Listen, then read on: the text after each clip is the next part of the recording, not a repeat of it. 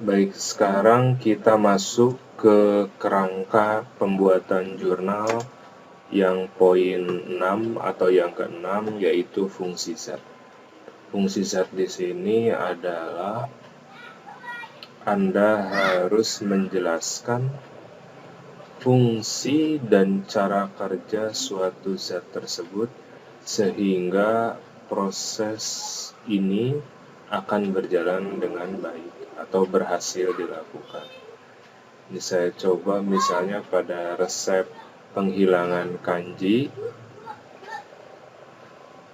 ada enzim, ada pembasah, dan ada asam asetat. Maka kita tulis enzim fungsinya untuk apa. Jadi di sini fungsinya untuk menghilangkan kanji dan turunannya. Cara kerjanya bagaimana ini? Dengan cara mendegradasi kanji menjadi glukosa sederhana yang larut dalam air. Begitu pula pembasah, fungsinya untuk apa? Caranya bagaimana? Asam asetat juga sama, ini fungsinya untuk apa? Caranya bagaimana? Gitu. Untuk fungsi zat, saya rasa tidak ada masalah. Kemudian yang selanjutnya adalah di kerangka jurnal, yaitu langkah kerja. Langkah kerja sebetulnya urutan tahapan dalam melakukan satu proses secara detail dengan menggunakan kalimat berita pasif.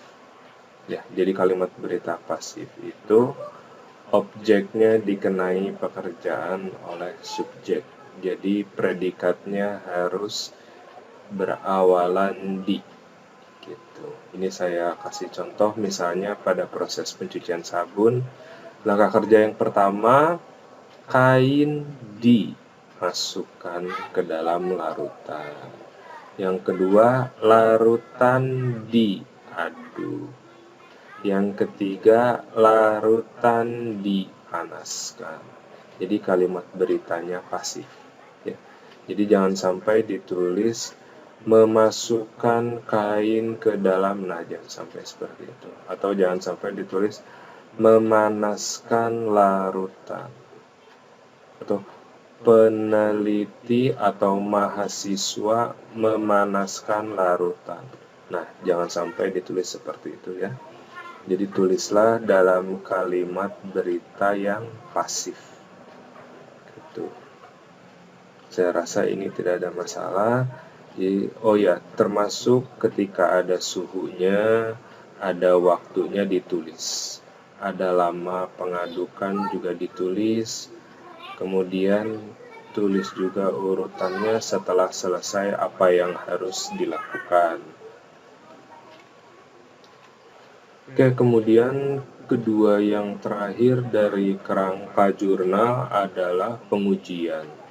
Nah, pengujian ini sebetulnya adalah tahapan akhir dari suatu proses untuk melihat suatu proses tersebut berhasil atau tidak. Ya, pengujian ini tentunya harus dilakukan secara valid sesuai dengan proses yang dilaluinya. Dalam beberapa konteks atau dalam banyak hal, suatu proses, misalnya saja proses penghilangan kanji, biasanya diuji oleh dari 3 macam metode pengujian sehingga hasilnya bisa akurat.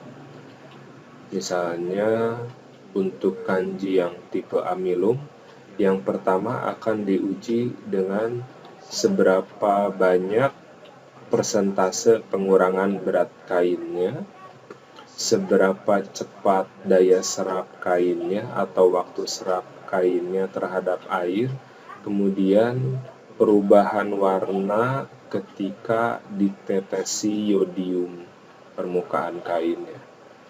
Gitu. Jadi biasanya untuk penghilangan kanji dilakukan 3 pengujian supaya hasilnya bisa akurat. Artinya prosesnya berhasil atau tidak. Nah, ini contohnya untuk pengujian daya serap. Jadi kita buat bagaimana caranya menguji daya serap. dengan menggunakan air atau water droplet test. Nah, ini contohnya untuk kain, nanti ditetesi air dari jarak tertentu, misalnya 5 cm dari permukaan kain secara vertikal. Nanti areanya bisa 3-5 titik. Kemudian gunakan stopwatch atau alat lain, bisa pakai handphone dan jam tangan untuk mencatat waktu serapnya. Biasanya waktunya dalam detik. Ya, nah untuk menentukan keberhasilan proses, ini ada suatu parameter. Nah, parameternya untuk daya serap. Jadi, ketika air menyentuh permukaan kain, Anda mulai mencatat waktunya.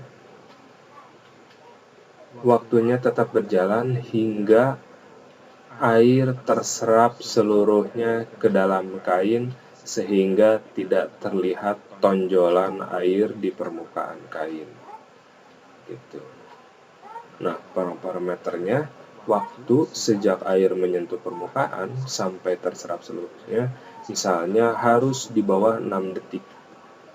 Jadi kalau airnya terserap di bawah 6 detik, 5 detik ke bawah berarti kanjinya dianggap sudah hilang. Kalau di atas 5 detik masih ada air yang berada di permukaan kain, masih ada tonjolannya, berarti masih ada sisa kanji.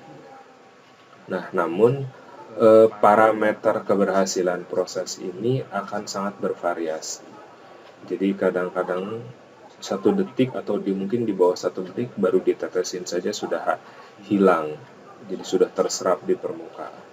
Ya, ini akan ditentukan dari besarnya total atau helai benang per satuan panjang, jenis anyaman, anyaman keper, anyaman polos, dan lain-lain. Kemudian banyaknya kanji yang ditambahkan di benang lusi.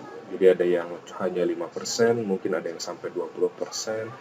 Ini parameternya akan berbeda. Gitu.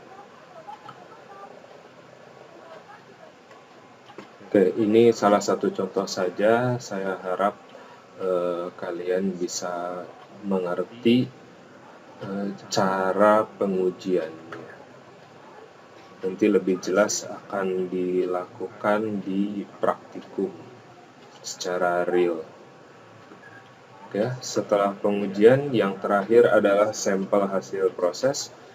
Sampel biasanya ditempel dengan memperlihatkan atau membandingkan antara bahan sebelum diproses dan bahan yang sesudah diproses. Biasanya jadi kalau yang umum, ini sebelum penghilangan kanji, simpan sampel di sebelah kiri. Setelah penghilangan kanji, simpan sampel di sebelah kanan. Ditulis ini sebelum, ini setelah proses. Nah, namun untuk beberapa pemrosesan, biasanya di riset, di penelitian, atau di pengembangan, dengan ada variasi. Misalnya saya variasikan suhu optimumnya dari 50 sampai 80 dan variasikan zat NaOH-nya dari 1 sampai 5. Ini nanti pembuatan sampelnya kurang lebih seperti ini. Jadi nanti di sini ditempel untuk yang suhu 50 dengan NaOH 1, suhu 50 dengan NaOH 3, dan suhu 50 dengan NaOH 5. Begitu pula seterusnya. Jadi biasanya ditempel, ditulis keterangan variasinya di sini. Jadi jangan sampai ditulis ini sampel 1, sampel 2, sampel 3, sampel 4. Nah, jangan sampai seperti itu. Tapi langsung tulis variasinya apa. Gitu. Di sini juga boleh ditambahkan ini suhu dan ini konsentrasi zat. Oke, saya rasa untuk sampel hasil proses tidak masalah, namun yang harus diperhatikan pada setiap pemrosesan, terutama proses basah tekstil atau pemrosesan di kimia tekstil, pastikan sampelnya ditempel. Itu sebagai bukti bahwa Anda telah mengerjakan proses tersebut dan bisa melihat minimal secara visual terlebih dahulu sebelum dilakukan pengujian. Nanti akan ada perbedaan-perbedaan, bisa dilihat dulu secara visual. Oke, jika ada pertanyaan, silahkan hubungi atau WhatsApp atau email juga boleh. Oke, terima kasih. Wassalamualaikum warahmatullahi wabarakatuh. Selamat siang.